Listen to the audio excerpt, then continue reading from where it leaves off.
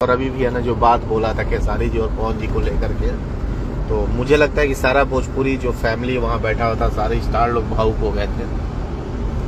और मुझे नहीं लगता है कि अब दोनों भाइयों में कभी भी किसी तरह का कोई वाद विवाद होगा। दोनों लोग एक दूसरे से सच में प्यार करते हैं और सारे लोग अच्छे हैं। सारे हो लोग जाती है, गलतियाँ हो जाती हैं।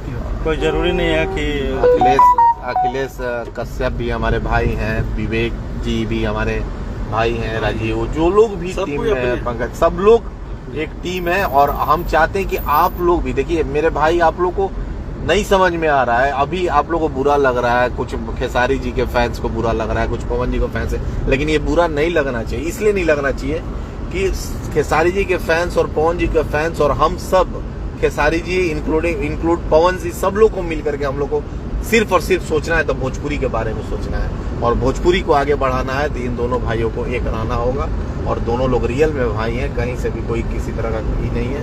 होता है कभी कभी कोई कुछ आवेश में आकर के बोल देता है, उसको बुरा नहीं मानना है। और खेसारी जी के भी फैंस और पवन जी के भी फैंस हम यही चाहेंगे, हम तो ये कोशिश करेंगे कि खेसारी जी को जो फैंस है, जो फैंस क्लब चलाते हैं, और पवन जी के जो फैंस क्लब चलाते हैं, उन दोनों भाइयों को भी बैठा करके मिला दे और हम लोग सब लोग बैठ करके कम से कम एक कप चाय। हाँ बिल्कुल, कहीं से रिश्ता ऐसा ही होना चाहिए। बिल्कुल बिल्कुल जब मिले तो चाय पिए, बैठ के अच्छी बातें हो। अच्छी बात है। काम का कंपटीशन तो हमेशा रहेगा, नहीं रहेगा तो फिर मजा ही नहीं आएगा।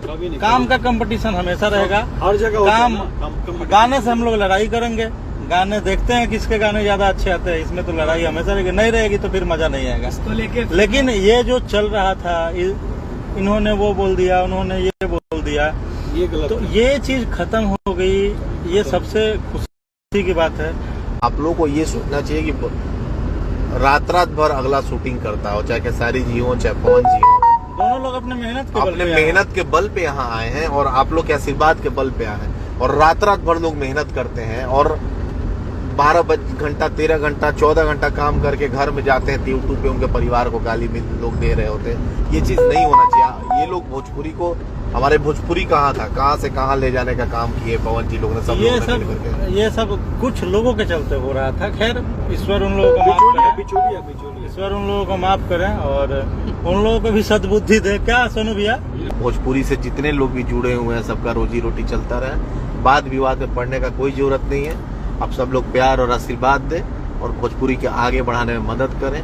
किसी भी तरह का कोई कंट्रोवर्सी नहीं होना चाहिए, किसी भी तरह का कोई वाद विवाद नहीं होना चाहिए। हम लोग आपसे एक हाथ जोड़ के मेरा विनती है कि जितना समय हम लोग वाद विवाद कंट्रोवर्सी में लगाते हैं, उससे अलग हट के अगर हम लोग अपने काम में, अपने गाने में, अपने वर्क में लगाए तो शायद हम लोग के साथ साथ भोजपुरी का भी विकास होगा।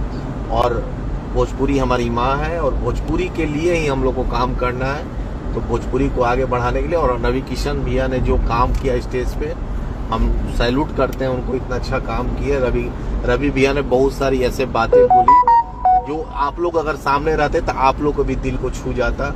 तो ये भोजपुरी का नोबेल पुरस्कार तो दीपक भैया को जाना चाहिए, शांति के लिए। ये इंडस्ट्री में जो शांति बना है, शांति बनाती है और हमेशा से सोचते हैं ये अपने जनता के लिए और अपने दर्शक के लिए। और आज इसी वजह से इतना जल्दी पवन भैया का गाना आप लोग देख रहे हैं, दीपक भैया पिछले 6 महीने से एकदम खुल के लगे हुए हैं कि गाना ज्यादा से ज्यादा है।